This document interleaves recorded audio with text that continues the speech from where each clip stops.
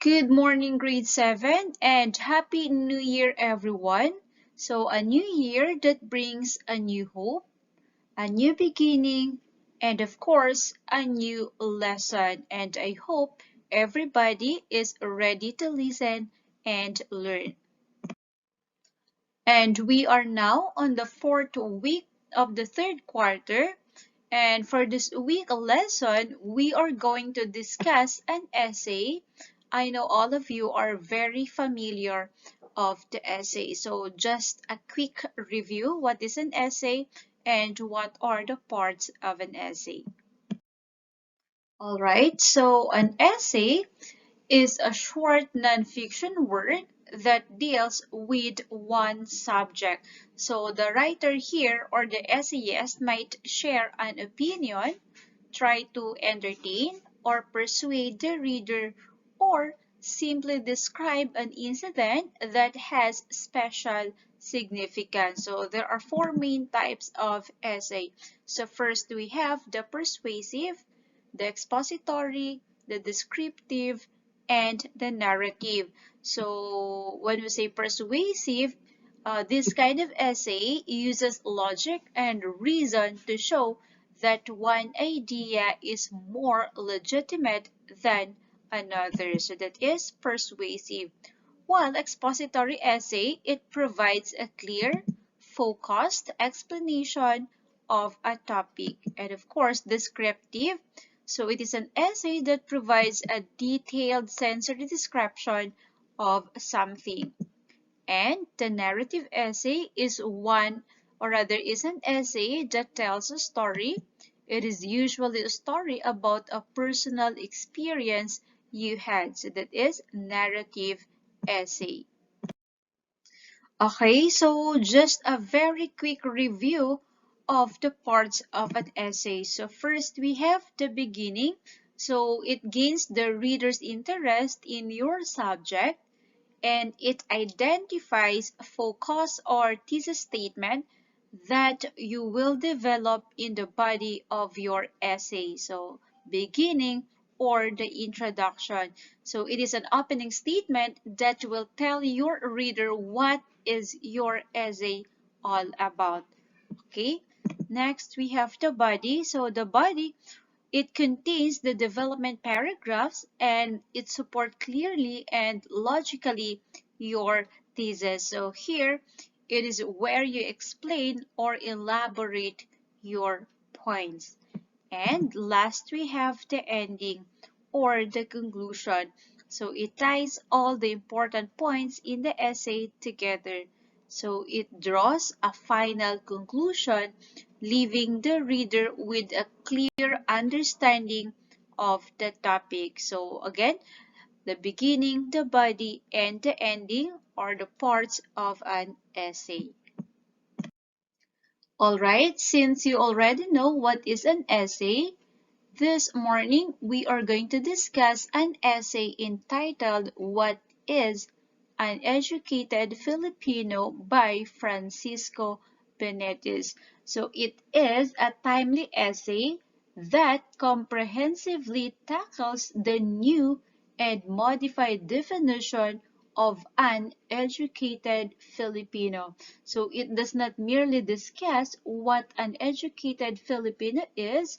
Rather, it entices its Filipino readers to change their view and act upon it. So the essay also stresses on the idea of knowing one's own race and culture and possesses good moral values aside from his or her knowledge gathered in the school. So are you ready?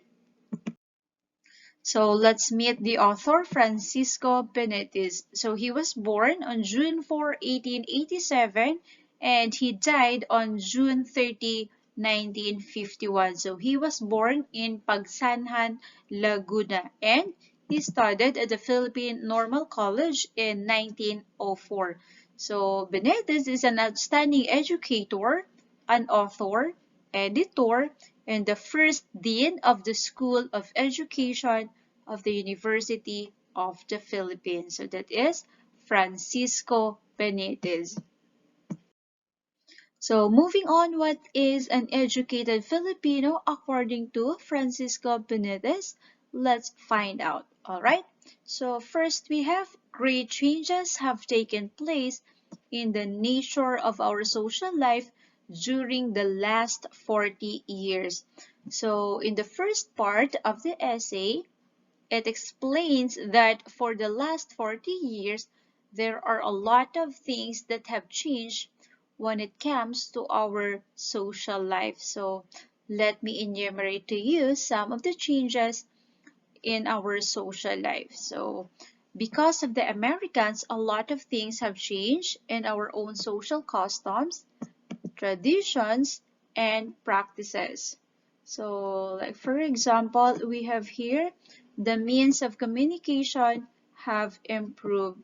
Okay, so next, our religious freedom has developed our religious tolerance in our people. So, meaning we are now open to different religious beliefs, and public schools have developed our national consciousness. So the growth of public schools and the establishment of democratic institutions have developed our national consciousness both in strength and in solidarity.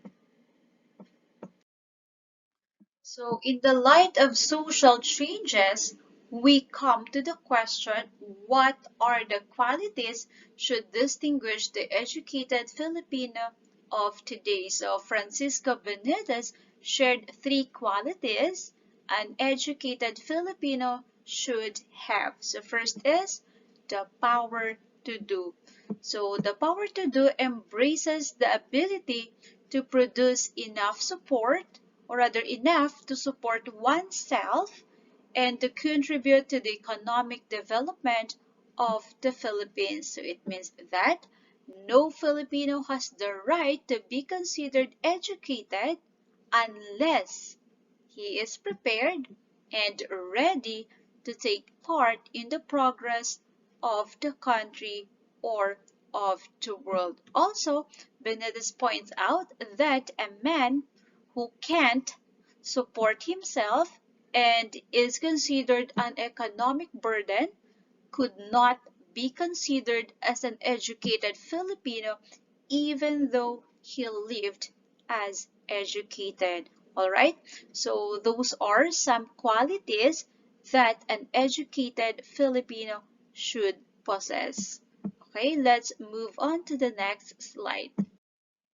Next is we have the educated Filipino in the second place should be distinguished not only by his knowledge of the past and of current events in the world's progress, but also especially by his knowledge of his race, his people, and his country, and of course his love of the truths and ideals that our people have learned to cherish. So again, it is not only by your knowledge of the past or the current events in the world, but it is all about the knowledge of your race, the people, and the country. Alright, so let's move on.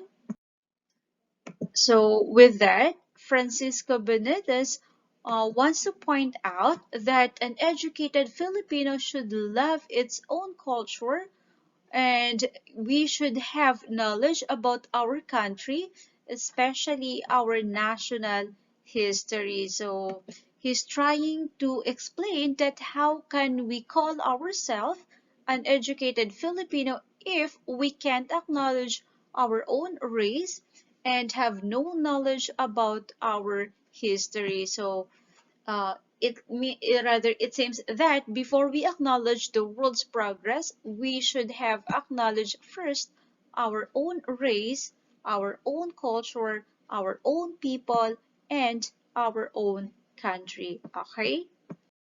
So the third qualities of an educated Filipino is he or she must have ingrained in his speech and conduct those elements that are everywhere recognized as accompaniments of culture and morality. So when we say ingrained, it means deep rooted. So the educated Filipino is one who is deep rooted in one's speech and conduct, or one makes use of such elements for one's growth as an individual and for a nation's development as a whole. So an educated Filipino should have refined manner and moral conduct. All right.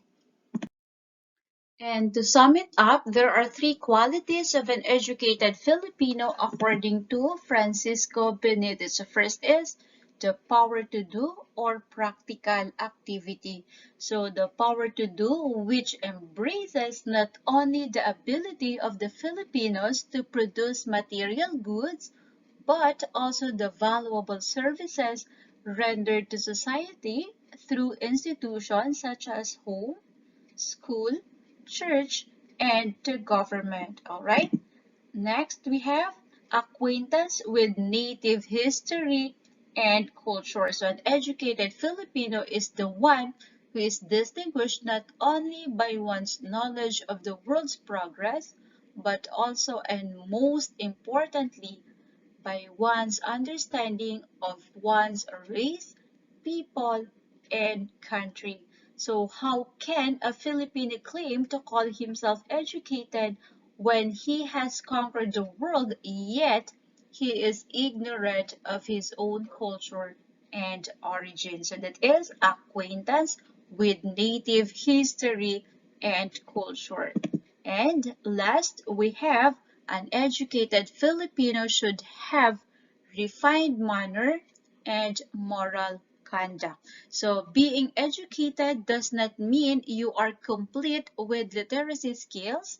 What being educated really means is the one should possess the ability to support himself and contribute to the economic development of the nation. So those are the three qualities of an educated Filipino according to Francisco Benedis. All right. And for your ILT grade 7, please read your book pages 159 to 162 and try to answer activity 1 that is found on page 163 and be ready with your answers during our live discussion on Wednesday.